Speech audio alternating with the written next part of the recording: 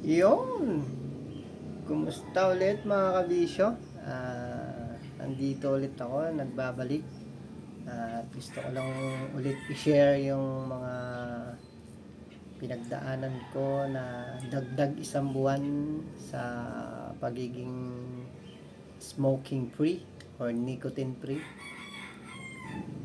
Another isang buwan na naman. Bali 3 months na tayong hindi nagtitake ng sigarilyo. Ah, Gusto ko lang ulit i-share yung mga anong nangyari sa akin sa loob ulit ng isang buwan na nagdaan. At yun, umpisa na natin.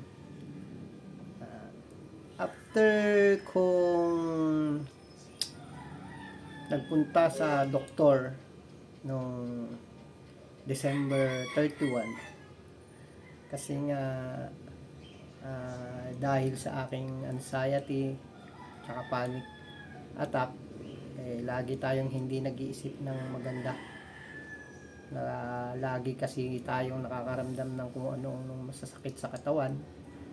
At yun, nung nagpa-check up ako, sabi ng doktor is meron daw akong hyperacidity or dyspepsia plus kabag. Ayun, kasi narinig ng doktor yung tiyan ko na lagi raw parang may kumukulog sa or kumukulo yung sa tiyan ko, left bandang right side ng aking tiyan. Tapos yun nga ang sabi, meron daw akong dyspepsia or hyperacidity plus kabag.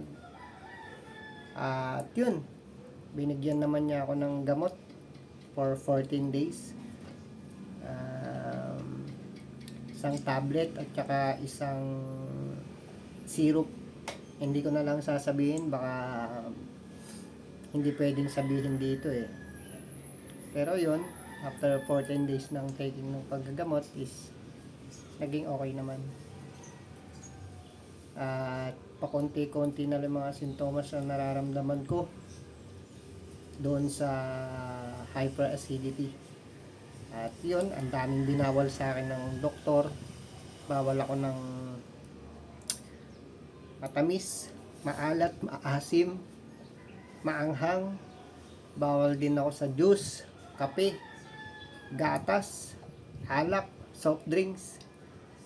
Tanging tubig lang. Tapos bawal din tayo sa mga matataba or red meat. Yun.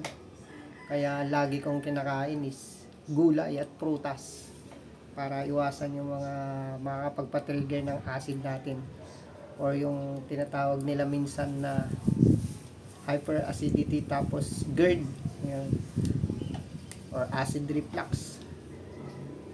Kasi nga naramdaman ko yung mga sintomas niyan, kaya yun, iwas tayo sa bawal. Pero yun nga, sabi nila, namayat daw ako dahil nagda-diet ako. Pero hindi naman ako nagda-diet. Talagang sinunod ko lang kung ano yung bawal, tapos nag-less tayo konti ng kanin para hindi tayo masyadong bloated. Pero kumakain pa rin. Yung iba na pagkain na miss ko, medyo natitikman ko na paunti-unti, pero hindi ganun karami. Kasi baka mamaya, atakihin na naman tayo ng pangasim ng tiyan, mahirapan na naman tayo.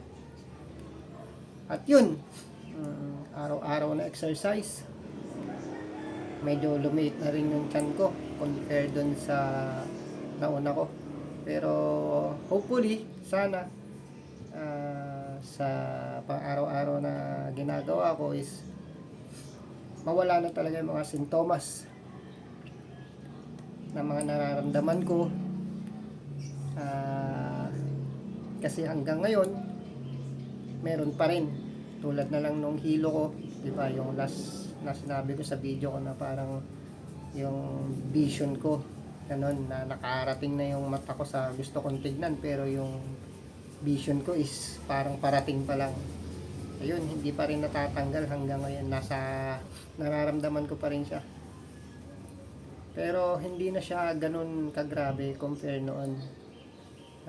Parang mapapakapit ako lagi pag tuwing may gagawin ako or mapapalingon ako sa kaliwa or kanan. na dati mas malala. Ngayon, medyo mas konti na lang yung nararamdaman ko. Although nararamdaman ko pa rin siya.